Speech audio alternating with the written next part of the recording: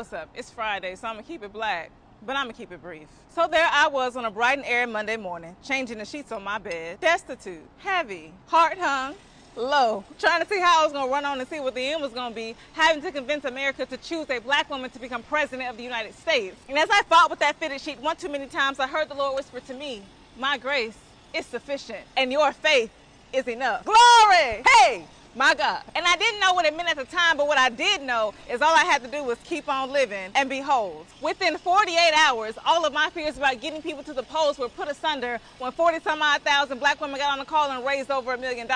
When 30-some-odd thousand black men got on the call and raised over $1 million, and Kamala herself raised over 80 million. Now it's over 120 million. The white women done got on the call, the Latinas, the gays, the Swifties, and I live. Now, might I add that even though people are very enthusiastic now, and thank God, child, it was getting real bleak out here, what has to remain true is that we still cannot vote like we need somebody to save us, like a single candidate has all the answers, or as if we're pedestalizing someone to swoop in and become the hero. That's how we fall back into the trap of getting comfortable after primary elections and then pissed and disappointed come the next one. But what we not gonna do is act like the lady not qualified. Stop playing on her top, I don't know. As a senator, she worked on the DREAM Act, police reform, the Emmett Till bill efforts, and though she did have the nerve to try to tell us that one time that this wasn't a racist country, she is on record saying that black lives have not been taken seriously as being fully human and deserving of dignity, and it shouldn't take a maiming or torture for us to recognize a lynching when we see one. As a senator, she also introduced the very first black maternal mortality bill, the Maternal Care Act, and as VP, she doubled down on that, expanding postpartum Medicaid access from 60 days to 12 months. She is also heading up the very first gun violence prevention task force. And back in 2011, did you know she made Wall Street banks pay $25 billion to families they wrongfully evicted just as Attorney General? Now, we didn't ask for this one, but she did give us Juneteenth. And hers was the final push that got the anti-lynching bill passed into law when she became the VP.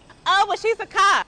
No, she's not. She was a prosecutor. But she sent all those black men to jail. No, she did not. Only 45 people went to state prison during her time as DA, which was 67% less than the DA before her. And as a matter of fact, her office pleaded down serious cases to help offenders avoid felony charges. And on top of that, offenders could get their records erased through her Back on Track program. So here we have someone well-versed and effective in passing bills in public safety, healthcare, and climate change, has gotten us a federal holiday, has championed for justice against corporations and won, and in some ways now, assisted offenders in navigating an already slanted criminal justice system. So again, why she not qualified? What, because she ain't never been president before? Bitch, ain't nobody been president before they ever been president. That's literally how it works. Oh, but we didn't choose her. But you did. Dickwad. It's called the 25th Amendment. Plain and simple. It states that if the president resigns, dies, or gets impeached, the vice president will become the president. We learned that in 9th grade, y'all. That's literally the whole appeal and major selling point of picking a VP. Somebody that will be qualified and designated to step in if something happens to the president. And that 81-year-old man kept getting COVID, so let's be for real. Okay, well, she did just condemn those Palestinian protesters. And I'm with you when you're right. But let me be clear in the logic behind this sudden flip of the switch. We're not saying that genocide is fine and dandy all of a sudden. It wasn't fine and dandy when I told y'all to vote for Joe Biden last week, and it's not fine and dandy now that we got a black lady running for president. And as a matter of fact, reducing the rallying behind VP Harris down to her race, ethnicities, or her gender is a cheap insult and low-hanging fruit. And it's even more of an insult to black women's intersectional purview of the world. You know, my mentor once said to me that y'all love black women's ability to be intersectional when it suits you, but then be mad when we got to make intersectional decisions.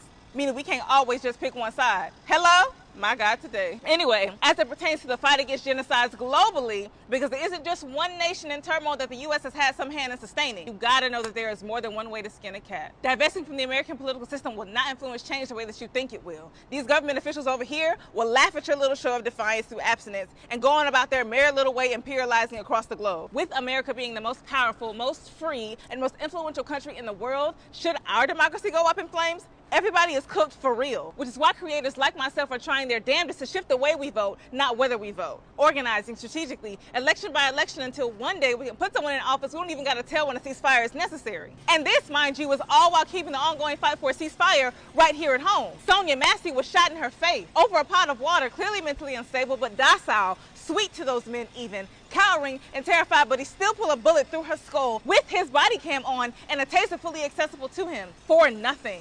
And then had the nerve to call her a crazy bitch when he was a bitch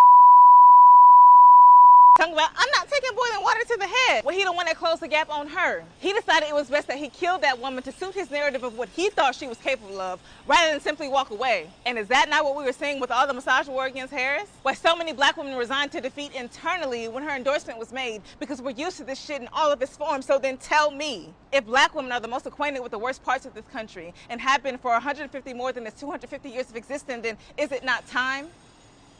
Are we not overqualified?